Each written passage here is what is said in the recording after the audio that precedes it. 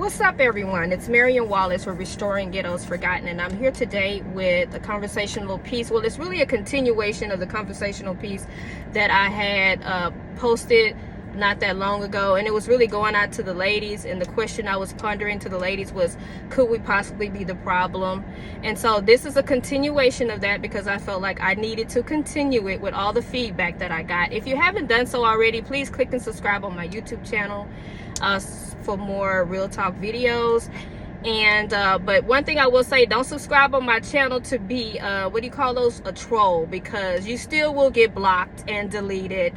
I don't tolerate any negativity. We're here to grow. We're here to learn from one another. If you have something you want to add that could possibly teach, there's a way of saying everything and there's a way of teaching. And if it's in the wrong tone, it will not be tolerated on my channel. So I just wanted to let everybody know that before they leave something.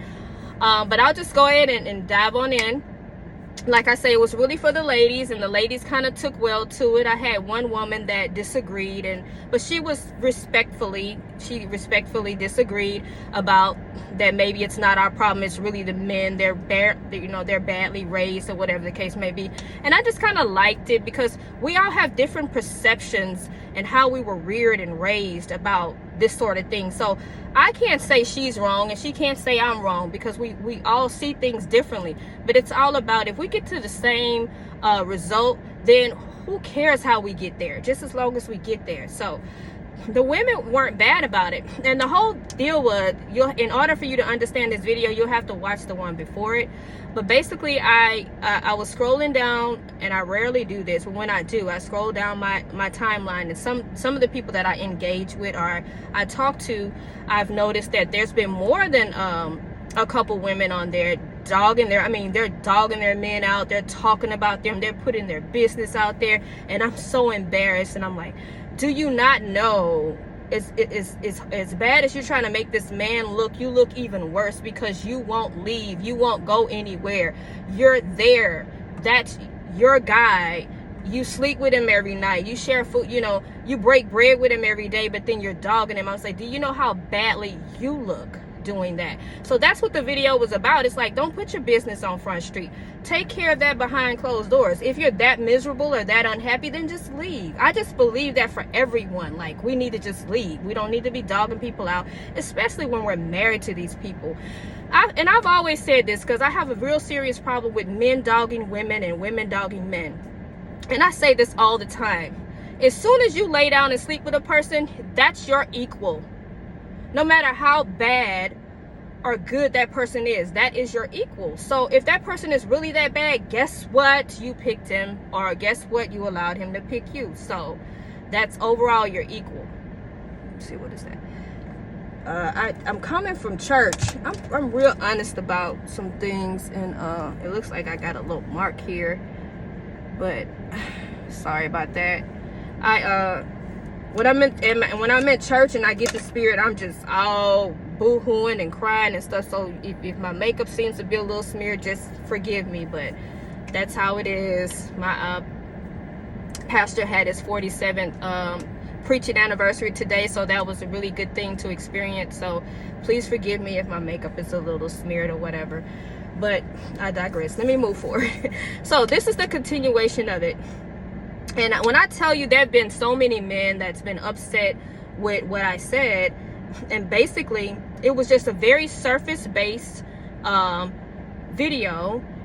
I think it was like 13 minutes, so I can't get a lot of information in a 13-minute video. Okay, so it was just very surface-based, and really the only thing I wanted to get out of that video was the fact that don't dog your man in front of the world if you ain't going nowhere. This had nothing to do with men, but I went on to say there were some things that probably caused the frustration in the relationship, and it's like sometimes we know that from the beginning. So I went into that, but I didn't really get in depth of what I believe, how we hold down our relationships or our marriages. But I know what it takes. And for the life of me, there was some men just coming on there just trying to rip me to shreds and saying that I didn't understand and all of this kind of bull crap. I'm like, look, God did not bless me to be on this earth, however many years he's blessed me to be on this earth, to not have any wisdom or understanding, and knowledge. So I have to give myself a little credit, but it's also due to experience. Experience is the best teacher. So if I've been through certain things, I just try to add. I'm not saying that's the only way you can do it to achieve a goal. We all have different ways of getting to that goal.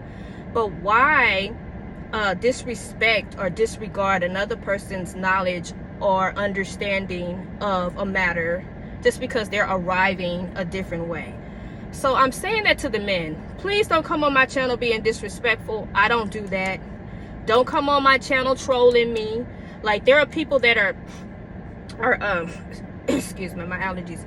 There are people that I know have false pages because they have no subscribers, they have no videos, and they're subscribing to my channel. And the only reason why you're subscribing to my channel is so you can get on there and talk smack. And it's not going to be tolerated.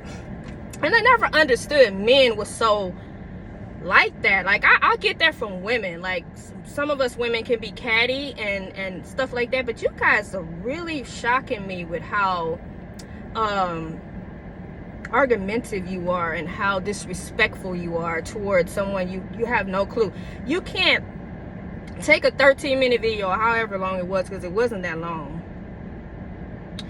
and paint a picture of a person that's been existing in this world for over 50 years. Like, you can't take 13-minute short reel of a video and say, okay, I know that person inside and out. It's just no way. There are people that have known me my whole life and still don't really know me, because we're constantly growing and evolving. And so I said that to say, don't do that. That's just very immature and ignorant of someone to do that. I would never do that. Go back and look at some of my other videos. I am the authoress of Ghetto's Forgotten Daughters. That's my testimonial. It'll tell you some of the things and the tragedies and the traumas that I've been through and how God was able to take me and elevate me. And I give all glory to God, because if it had not been for him, I probably would not be in my right mind. I may even be strung out on drugs somewhere. I may have killed myself. There's so many possibilities of what could have happened without the power of God working in and through my life. So I'm not just on here trying to get notoriety. I could care less who knows me. If it helps one or two people, then I'm doing what I was taught, what I was told that I needed to do. So I'll move on.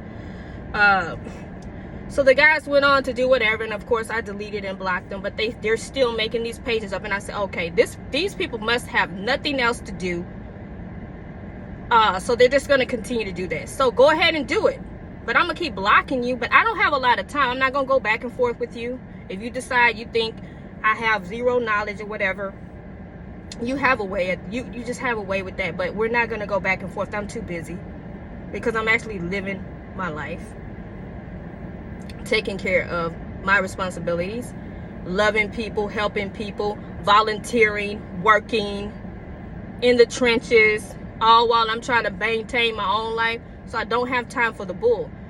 So if you want to keep playing those games, then I'm going to keep deleting you and blocking you. But I'll go ahead and move on. So there's some people that were saying that I didn't give the basis, the premise of why people should, how you keep your relationship or your marriages together. And it's not because I didn't know it, because I wasn't really touching on it. It was a very surface-based video. And I was just merely stating a couple facts for the ladies.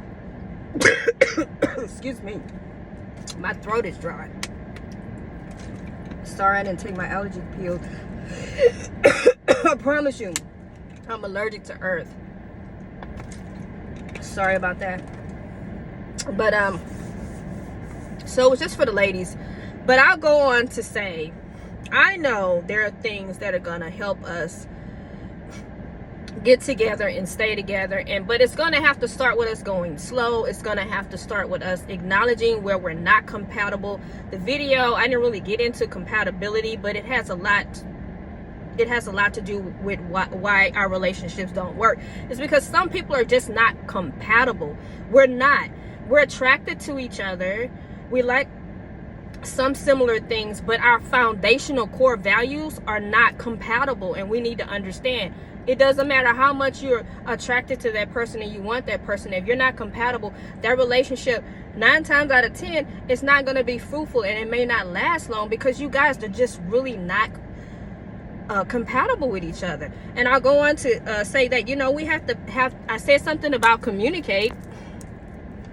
We have to learn how to communicate with us.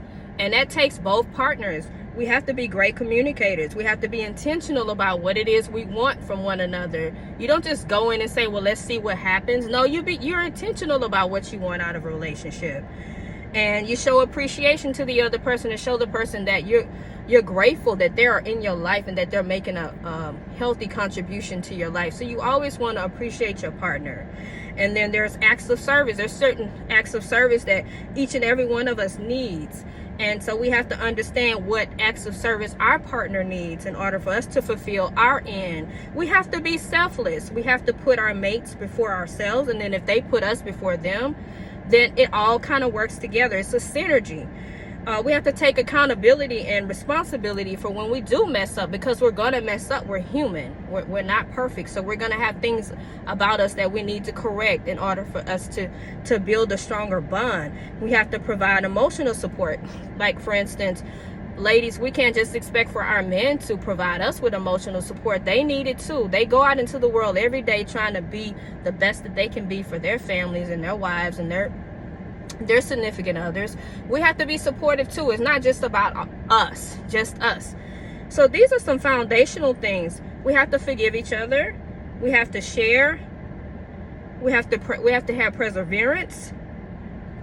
And another one, we need to attend like marriage counseling or couple counseling so we can keep our our relationships growing and flourishing. I understand that I didn't cover any of this in that video because, again, it was 13 minutes and that's not what I was really covering. I was trying to say, what if it's us? Really, what if it's us, ladies? What if we're picking the wrong men for the wrong reasons? Or what if we're allowing these men to pick us when we already know we're not compatible? But we want a warm body. That's the point that I was making. I didn't go into what we really need from each other. And the most important thing is we need respect. We need respect from one another. We have to respect our men and men have to respect us. And like I say, the very thing that somebody was trying to paint out on my on a comment on my last video was talking about, well, what you didn't mention respect, but you coming on my page being disrespectful. Like, brother, I'm not understanding. You can't get what you don't give. And that's the whole point. It's like the very thing that we're asking for, do we have it inside of ourselves to give it back? So that's where we are with that. I understand what it takes to make a marriage work. Most of my relationships were all a decade or more. I mean, I had long-term relationships, long-term. I value the sanctity of marriage. I value relationship. I am not a casual type woman or girl. I never have been. I'm just not set up that way. So I'm not that person that just want to, you know, kick people to the side. On my last marriage, I was determined that this was going to be the last one. This was going to be the person that I spent the rest of my life with.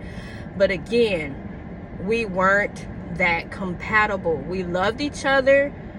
We wanted each other. We had a lot of likes and interests that were alike. We did respect, and we still respect each other, and we honor each other and all those things, but it was some incompatibilities, and I won't even mention them because that's personal. But there was some incompatibilities that we had that just pulled us apart. That's why I'm saying we have to notice the foundational things have to be there. Like if we're building our relationships on weak foundation or on a faulty foundation, it's going to fall regardless of how much the other person loved, like we loved each other. But there's still some morally foundational things that we missed, that we did not have. And we knew this from the beginning. We knew this from the beginning, but we went on because we realized no human being is perfect. But we also have to understand there are some foundational things that will pull you apart, because if you stand strong on this and they stand strong on this and there is no give, it's just going to keep separating you and pulling you apart until there's no more growing back together. And it doesn't mean that he was bad or I was bad. It just means that we weren't totally compatible, and we may be better for someone else. And it doesn't mean that person is no good and I'm not no good. It just means we weren't really that good for each other as in long term. And so, but that's something I'm learning from, and I'm dealing with myself, and I'm working with myself so that I can be a better mate, perhaps, for whomever I decide that I'm going to share my life with. So I'm working on that, and I pray, and I pray that he is too. And I'm sharing this part because I want people to understand it. I'm not just coming out on here to tell people what to do and how to do it. I'm coming because I have the experience and the know-how, and I've had long-term committed very loving long-term committed relationships. I've had a couple toxic, but they weren't that long-term. But my long-term relationships overall were pretty good. They weren't perfect, but they were pretty good, and they were always founded on love. So that's important to me. Commitment is important to me. The sanctity of marriage is important to me, and being loyal. I didn't mention that, but you know, your partner needs to be loyal. You need to be loyal. You need to be honest about who you are. There are people right now that are married to people that are hoes. I'm sorry, excuse my French. I know this is Sunday, but you knew when you met that man, he could not just be with you. You knew that, but yet you married him. So that's why I'm saying, are we the problem? Because if we know these things early on, because people will show you who they are, but yet you still go off and marry them, or you go off and you create this life with them, and then you're on social media tearing them down, but you look just as bad as them because they're your equal. You get what I'm saying? That's all this is about. Restoring Ghetto's Forgotten Daughters Restoring Ghetto's Forgotten. It was daughters, but I say Restoring Ghetto's Forgotten because I realize men and women check out my channel, but it's to provoke thought. To let us know that there are some subconscious things that we have in the back of our minds that we may have learned early on in childhood or even in our adulthood that was incorrect, that we have to correct in order for us to get this thing called life right, in order for us to love correctly, in order for us to receive love correctly, and all those things. We have to realize we have some faulty teachings that's been implanted into our subconscious and even into our hearts. And that's where I always say we have to do our work. So if I'm divorcing, or I'm separating, I'm divorcing, honestly. But if I'm divorcing, I can't run into a new relationship until I heal the parts of myself that allowed me to bypass a lot of the stuff that I shouldn't have. And then he needs to do the same. He needs to heal the parts of him that he knew probably wasn't gonna work for a long period of time with the type of woman that I am. Because I admit, I'm not easy to be with, but I'm very loving, I'm very loyal, I'm very giving, very passionate, and very supportive. And I'm very respectful. I'll never disrespect the man that I love, the man that I'm with. I don't care how mad we are. We have never disrespected each other. I don't disrespect the man that I love. I'm just not going to do that. If we have a disagreement, that's going to be personal. That's going to be between us, and the rest of the world don't need to know. So that's all I was basically trying to say in the first video. And it was really for the ladies, but then the men chimed in. And I think a big part of men coming on and bashing a woman that's saying, well, you know, ladies, you already knew who he was before you married him, but you still married him. You know he wasn't a good communicator. You know he was a cheater. You know he was a liar. I think the men that are getting upset about that is because you want to have your cake and eat it too. You want the black woman to be in suffrage for the rest of her life. You want the black woman to earn your love. You want the black woman to go through struggle love. What I'm here to tell you is a consensus among us black sisters. We're no longer accepting struggle love. We're no longer gonna be ride or dies, because we don't want to ride and die with you. We want to ride and live. We want to ride and flourish. We want to rise and build together. That's what we want to do. We don't want that struggle love no more. We're not going to jail for you anymore. We're not gonna F up our credit for you anymore. We're not gonna put ourselves last for you anymore. No, but we're in a partnership with you, of course, but we're not gonna carry the whole load. We're not gonna be a ride or die. We're not gonna be fools anymore. So if you're that brother that's thinking, okay, now she's spilling this whatever you want to call it to other women, and so that means another woman might hear it and she might call your bull for what it is. Tough. Because I'm going to keep speaking the truth, my truth, My truth don't have to be your truth. And I can say whatever I like. Just unfollow me. Don't go on my channel, whatever you need to do. But I'm going to continue to try to empower and uplift our people. That's what we need to do for each other. My perception may be different than yours, but it doesn't make it wrong. I'm done because I'm about to choke to death out here under this tree. All this pollen. But I wanted to clear that up because it's important to clear that up. And again, for anybody that don't really know my story, you can go online and cop my book, Ghetto's Forgotten Daughters. It's a testimonial, but it tells what happened from the beginning of my life all the way throughout to my adulthood, and all the tragedies and traumas that I experienced, and how God, redeeming power, came into that story and changed my whole life. And I was in my closet today praying, in my prayer closet, and I just started crying, and I just started weeping, and I just started thinking about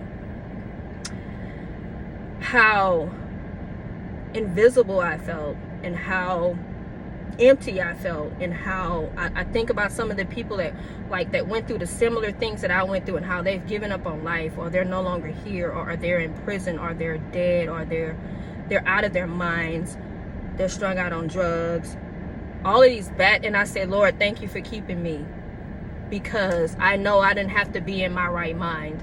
So until you know how the power of God worked in me, so that I can be a testimony, so I can go and help troubled youth, and so I can make a difference in our youth's lives and other people's lives. I've had people come up to me all the time and tell me I changed their lives just by reading my story. So until you know that the power of God that dwells within me, and how he used me as an instrument, as a vessel to help so many others, you should not put me down, because you don't know the totality of me. You only knew 13 minutes, however short that video was.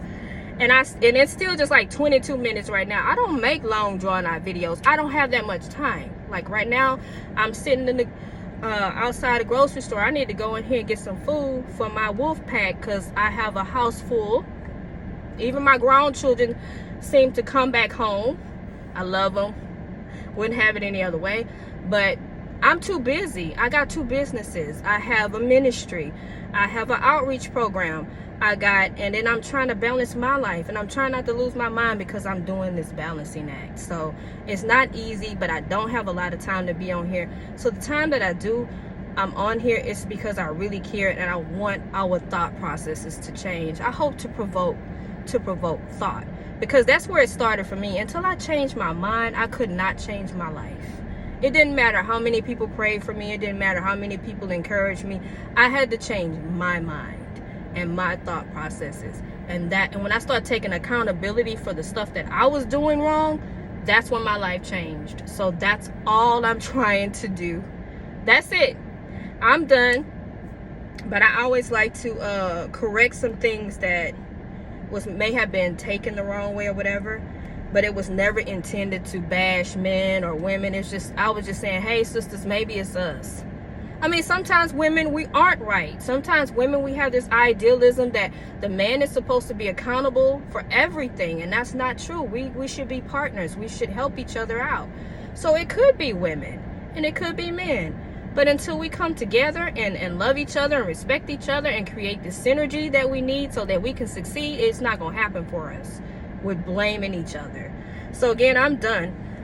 Remember, you guys, to always put God first. Always love God. Always love yourself, and then love each other. I will talk to you soon. You guys. I love you, and I appreciate you all. Bye-bye.